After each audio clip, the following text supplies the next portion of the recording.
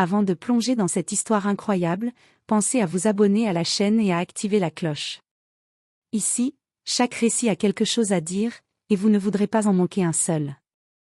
L'avion de la compagnie Atlantic Crown Airlines, vol AC-782 à destination de New York, s'apprêtait à quitter la piste. À l'intérieur, tout respirait le confort coûteux, siège en cuir ivoire, lumière tamisée, hôtesse au sourire professionnel. En classe affaires, le silence était presque sacré, un silence réservé à ceux qui pensaient avoir réussi. Naomi Carter entra parmi les derniers passagers. Elle avançait lentement dans l'allée étroite, tirant une petite valise noire légèrement rayée par le temps. Elle portait un tailleur gris foncé, propre mais simple, sans marque apparente. Ses cheveux noirs étaient attachés en chignon bas, son visage calme, digne, presque impénétrable. Elle ne cherchait pas les regards. Mais les regards, eux, la trouvèrent. Certains passagers relevèrent brièvement la tête, évaluant, jaugeant, puis détournèrent les yeux. D'autres prirent plus de temps. Trop de temps. Naomi s'arrêta devant son siège, 3A. Près du hublot. Classe affaires. Elle rangea sa valise dans le compartiment supérieur sans aide, s'assit, boucla sa ceinture. Ses gestes étaient précis, maîtrisés. On aurait dit qu'elle avait l'habitude de voler, mais pas l'habitude d'être observée de cette manière. Un homme assis à côté d'elle, Richard Holloway, fronça les sourcils. La cinquantaine, costume bleu marine sur mesure, montre en or bien visible, parfum trop fort. Il avait déjà manifesté son irritation en voyant Naomi prendre place à ses côtés. Il pencha légèrement la tête, soupira, puis murmura assez fort pour être entendu. Ils ont vraiment changé les critères, hein. Naomi ne réagit pas. Richard continua, comme s'il parlait à lui-même, mais avec cette intention cruelle de blesser sans assumer. J'ai payé ce billet une fortune. Je pensais être entouré d'eux. Il marqua une pause, cherchant ses mots. De personnes du même niveau. Un léger rire étouffé vint de 2 sièges plus loin. Naomi resta immobile, le regard fixé droit devant elle. Elle avait entendu. Bien sûr qu'elle avait entendu. Mais elle n'était pas venue pour répondre. Richard sortit son téléphone, prit une photo de la cabine, puis envoya un message. Classe affaires, mais ambiance loterie, murmura-t-il avec un sourire méprisant. Une hôtesse passa pour distribuer les boissons de bienvenue. Un verre de champagne, monsieur? Oui, volontiers, répondit Richard avant d'ajouter, en jetant un regard appuyé vers Naomi. Pour moi. Je ne sais pas ce que madame boit. L'hôtesse hésita une fraction de seconde, gênée, puis se tourna vers Naomi. Et pour vous, madame? Naomi leva enfin les yeux. Son regard était calme, profond, sans colère apparente. De l'eau, s'il vous plaît. Sa voix était douce, posée, assurée. Richard esquissa un sourire moqueur. Évidemment. L'avion commença à rouler lentement vers la piste de décollage. Les moteurs grondèrent. Les lumières se tamisèrent davantage. Derrière eux, au siège 4B, un homme observait la scène en silence. Il n'avait rien dit. Pas un geste. Pas un soupir. Un homme imposant, au costume sombre parfaitement ajusté, au regard perçant. Son visage restait fermé, mais ses yeux, eux, n'avaient rien manqué. Il avait vu le mépris. Il avait entendu chaque mot. Et surtout, il connaissait Naomi Carter. Très bien. Alors que l'avion s'élançait dans les airs, Richard Holloway ignorait une chose essentielle. L'homme assis juste derrière lui n'était pas un simple passager. Et ce vol allait devenir le moment le plus humiliant de toute sa carrière. Mais il était encore loin de s'en douter. À 10 000 mètres d'altitude, l'avion avait atteint sa vitesse de croisière. Les ceintures venaient d'être détachées, et un murmure feutré parcourait la cabine de classe affaires. Les passagers se redressaient, sortaient leurs ordinateurs, ajustaient leurs sièges inclinables. Richard Holloway, lui, savourait son verre de champagne. Il jeta un coup d'œil à Naomi Carter, toujours droite, silencieuse, les mains posées sur ses genoux. Elle regardait le hublot, les nuages qui défilaient lentement, comme si le monde extérieur était plus digne d'intérêt que ce qui se passait à côté d'elle. Ce calme agaçait Richard. Il n'aimait pas être ignoré. Vous savez, lança-t-il soudain, d'un ton faussement poli. La classe à faire, ce n'est pas donné à tout le monde. Naomi tourna légèrement la tête vers lui. Je le sais, répondit-elle simplement. Sa voix n'était ni agressive ni soumise. Juste factuelle. Richard esquissa un sourire condescendant. Ah bon? Il la détailla de haut en bas. Parce que d'habitude, les gens ici voyagent pour des réunions importantes.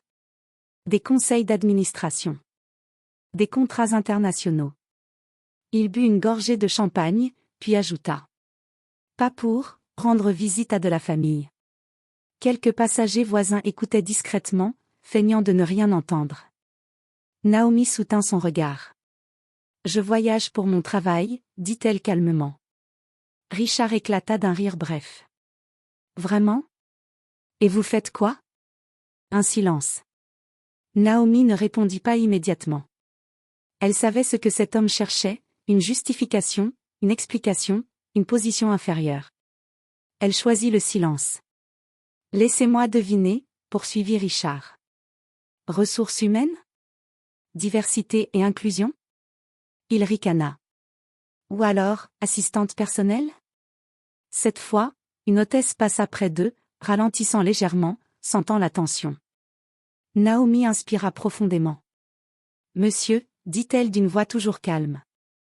Je préférerais voyager en silence. Richard pencha la tête, feignant l'offense. Oh, excusez-moi. Je ne savais pas que j'avais affaire à une VIP. Il appuya volontairement sur le bouton d'appel. Mademoiselle, dit-il à l'hôtesse qui s'approcha. Je pense qu'il y a eu une erreur de placement. Cette dame semble mal à l'aise ici. L'hôtesse jeta un regard gêné vers Naomi. Monsieur, tous les sièges ont été attribués selon les billets achetés. Oui, bien sûr, répondit Richard avec un sourire froid. Mais vous comprenez, certaines personnes ne sont pas habituées à ce genre d'environnement. Naomi serra doucement les poings, sans les lever. Derrière eux, au siège 4B, l'homme au costume sombre releva légèrement la tête. Il posa lentement son livre, croisa les bras. Ses yeux ne quittaient plus Richard Holloway. L'hôtesse se tourna vers Naomi. Madame, tout va bien pour vous? Naomi leva les yeux vers elle. Parfaitement. Merci. Son calme déstabilisa tout le monde. Richard, frustré, se pencha vers le couloir et parla à un autre passager. Incroyable ce qu'on voit aujourd'hui. On peut acheter une apparence, mais pas une classe.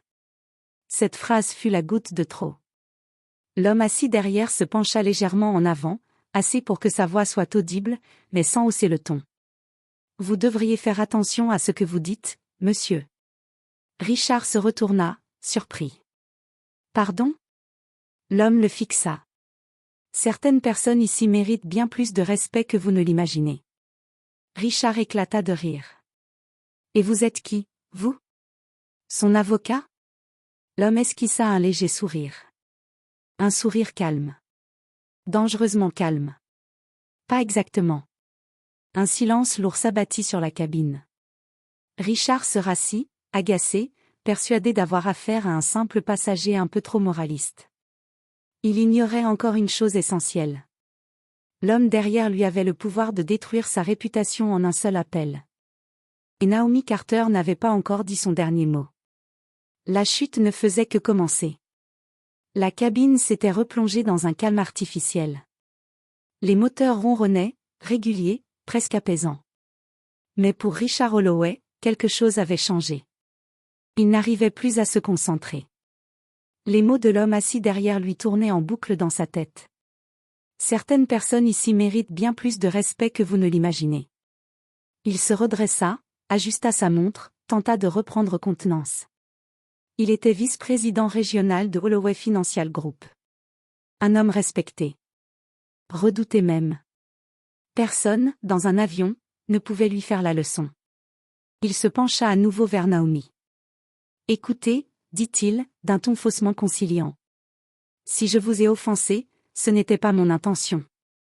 Naomi tourna lentement la tête vers lui. Ce n'est pas une question d'intention, monsieur. C'est une question de choix. Richard fronça les sourcils. Vous savez, dans le monde des affaires, il faut avoir la peau dure. Je le sais mieux que vous ne l'imaginez, répondit-elle calmement. Cette phrase le troubla. Avant qu'il ne puisse répliquer, l'hôtesse revint, accompagnée cette fois d'un chef de cabine. Monsieur Holloway, demanda le chef de cabine. Richard sursauta. Oui. Un passager souhaite signaler un comportement inapproprié. Le cœur de Richard fit un léger bond. Quel comportement ? Le chef de cabine jeta un regard discret vers Naomi, puis vers l'homme assis derrière. Des remarques déplacées envers une autre passagère. Quelques têtes se tournèrent. Les murmures reprirent. C'est ridicule, répliqua Richard. Je n'ai rien fait d'illégal. Peut-être, répondit calmement le chef de cabine. Mais notre compagnie applique une politique de tolérance zéro concernant les propos discriminatoires. Richard sentit la sueur perler à sa tempe. Qui s'est plaint ? Une voix grave répondit derrière lui. Moi. Richard se retourna brusquement. Vous ? L'homme se leva lentement. Grand. Imposant. Son costume semblait valoir plus que le salaire mensuel de Richard. Et je peux vous assurer que cette plainte sera suivie. Vous n'avez aucune idée de qui je suis, lâcha Richard, piqué au vif. L'homme inclina légèrement la tête. Si. Je sais exactement qui vous êtes. Le silence devint presque oppressant. Alors dites-le, défia Richard. L'homme sortit calmement une carte de visite de sa poche intérieure. Il la tendit au chef de cabine, pas à Richard. Michael Turner. Président du conseil de surveillance d'Atlantic Crown Airlines. Le visage du chef de cabine se figea. L'hôtesse blêmit. Richard sentit le sang quitter son visage. C'est une plaisanterie, balbutia-t-il. Michael Turner se pencha légèrement en avant. Non, monsieur Holloway. Et je suis aussi membre indépendant du comité d'éthique de votre banque. Le monde de Richard vacilla. Attendez, quoi ? Michael tourna alors son regard vers Naomi. Son regard changea. Plus doux. Respectueux. Naomi Carter, directrice exécutive du fonds Carter-Williams. Richard se figea. Le fonds Carter-Williams. Un fonds d'investissement majeur. Actionnaire silencieux de plusieurs banques. Dont Holloway Financial Group. Richard sentit ses mains trembler. Naomi se redressa légèrement. Monsieur Holloway, dit-elle enfin. Je ne voyage pas souvent en classe affaires. Elle marqua une pause. Je voyage habituellement en jet privé. Le coup était porté. Michael Turner croisa les bras. Le conseil se réunira à l'atterrissage. Et je vous conseille de réfléchir très sérieusement à ce que vous direz. Richard ouvrit la bouche. Aucun son n'en sortit. Il venait de comprendre. Ce vol n'était pas un hasard. Et son avenir professionnel venait de basculer. Mais le pire était encore à venir. Le vrombissement des moteurs masquait à peine le battement de cœur de Richard Holloway. Il était pâle, incapable de sourire, les mains crispées sur la coudoir. Chaque regard autour de lui semblait peser des tonnes. Il n'était plus le vice-président sûr de lui, il était juste un passager, exposé. Naomi Carter, elle, restait calme, immobile, comme si rien ne pouvait l'atteindre. Son regard, posé sur le hublot, en disait plus qu'aucun mot. Michael Turner se leva lentement de son siège derrière Richard, prenant toute la place pour que sa voix, ferme mais posée, porte dans la cabine. Messieurs, dames, je voudrais attirer votre attention. Quelques murmures s'élevèrent. Les passagers tournaient la tête, intrigués. Richard tenta de se pencher, d'intercepter, mais Michael continua sans se soucier de lui. Nous avons ici un incident concernant un comportement discriminatoire envers une passagère.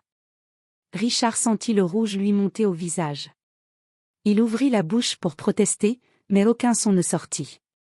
Ce passager, Michael pointa calmement Richard du doigt, a jugé et insulté Naomi Carter, directrice exécutive du fonds Carter-Williams, une figure respectée du monde financier international.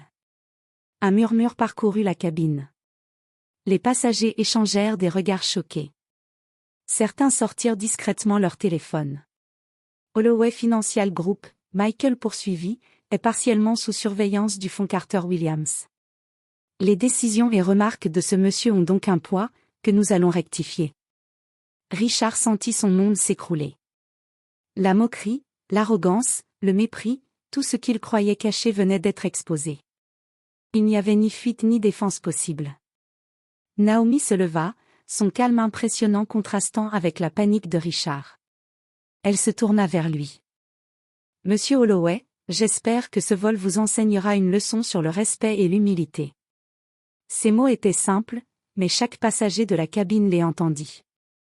Une claque verbale qui résonnait plus fort que n'importe quel regard méprisant. Michael Turner fit un geste discret vers l'hôtesse. Celle-ci sortit un téléphone et envoya un message rapide, un email d'alerte pour la banque Holloway, signalant le comportement discriminatoire du vice-président. Le mot se répandrait avant même que Richard n'ait eu le temps de respirer. Richard s'effondra presque sur son siège, incapable de soutenir le regard des autres passagers. Ceux qui le connaissaient dans le monde des affaires se demanderaient plus tard comment un homme de sa stature avait pu se ridiculiser ainsi. Naomi retourna à son siège, silencieuse, posant ses mains sur ses genoux. Elle n'avait pas besoin de crier. Elle n'avait pas besoin de se battre. Sa simple présence et son nom suffisaient à renverser l'équilibre. Richard, lui, comprit quelque chose qu'il n'oublierait jamais. Le monde est plus vaste que son ego. Et sous-estimer les autres peut coûter plus cher que ce qu'on imagine. À ce moment précis, le vol ne ressemblait plus à un simple trajet. Il était devenu une leçon gravée dans la mémoire de Richard Holloway et pour tous les témoins de cette humiliation publique. L'avion commença sa descente vers New York.